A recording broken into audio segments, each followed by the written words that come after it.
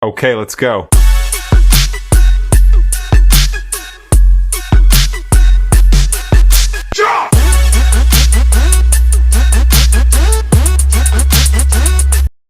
Snowball was not your average rabbit, with her fluffy white fur that shimmered like fresh snow and bright pink eyes, but sparkled with curiosity.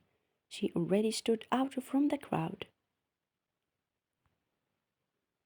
But what really made her unique was the small pair of blue sunglasses perched on her twitching nose. Snowball loved her sunglasses. They made her feel cool and confident as she hopped through the busy school hallways. One sunny Monday morning, Snowball was making her way to class, her little paws pattering against the polished floor. The hallway was a whirlwind of activity, filled with students of all shapes and sizes. There were tall giraffes with backpacks slung over their long necks, chattering monkeys swinging from locker to locker, and even a few elephants carefully maneuvering their trunks around corners.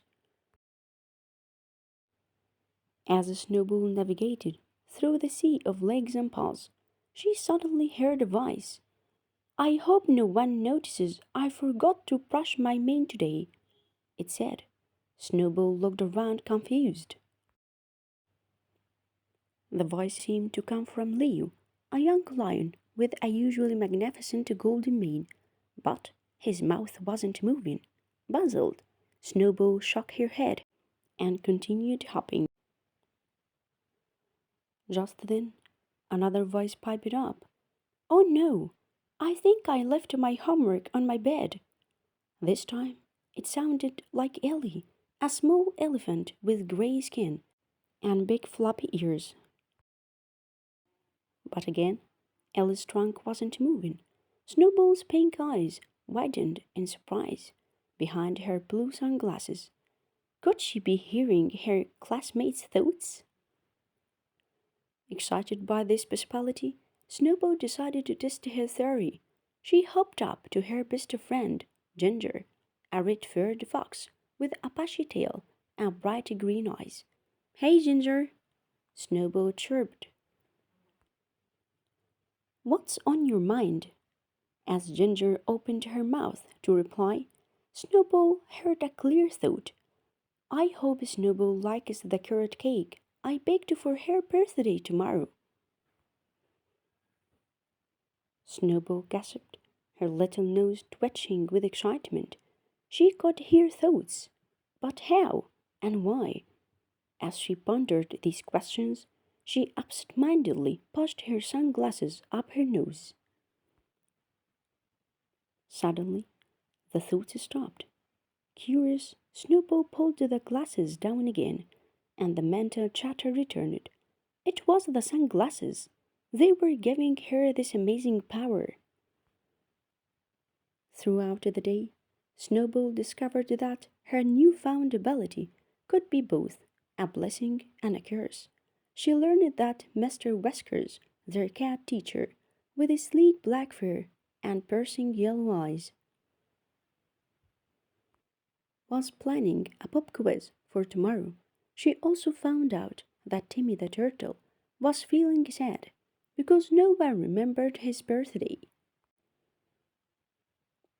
As Snowball hopped from class to class, she realized she could use her power to help her friends. She overheard Penny, the penguin, worrying about her lost math homework. "Don't worry, Penny," Snowball said, patting her flapper. "I bet if you check under your desk, you will find it." Penny's eyes lit up as she rushed to her classroom and found her missing assignment right where Snowball had suggested. During lunch, Snowball heard Billy, the bear, thinking about how lonely he felt sitting by himself. Without hesitation, she hopped over to his table. "Mind if I join you, Billy?" she asked, with a friendly smile. Billy's furry face broke into a wide grin, and soon they were chatting away like old friends.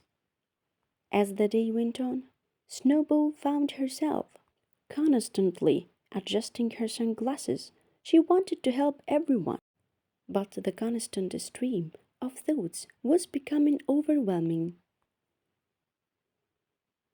During art class, she accidentally knocked her glasses off while reaching for a paintbrush. Suddenly, blessed silence filled her mind.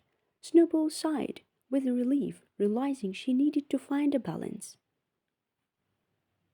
That afternoon, Snowball decided to use her power one last time before heading home. She overheard the school principal, a wise old owl named Mr. Hoot, thinking about canceling the upcoming school carnival due to lack of volunteers. Snowball's heart sank. The carnival was everyone's favorite event of the year. Determined to save the carnival, Snowball put her plan into action. She hopped from classroom to classroom, discreetly encouraging her classmates to volunteer.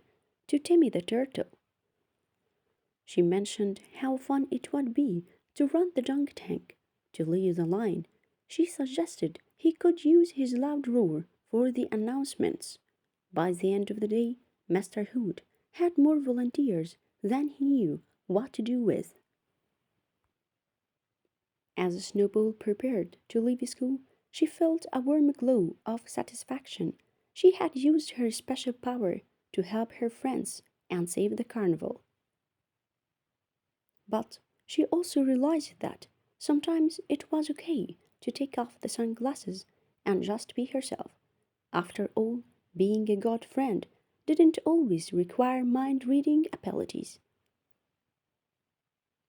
That night, as Snowball snuggled into her cozy bed of hay, she placed her blue sunglasses carefully on her bedside table. She smiled, thinking about all the adventures she'd had that day. As she drifted off to sleep, her last thought was how excited she was for tomorrow, not because of her magical sunglasses, but because she knew she'd be spending it with her wonderful friends, and that, Snowball decided, was the best superpower of all.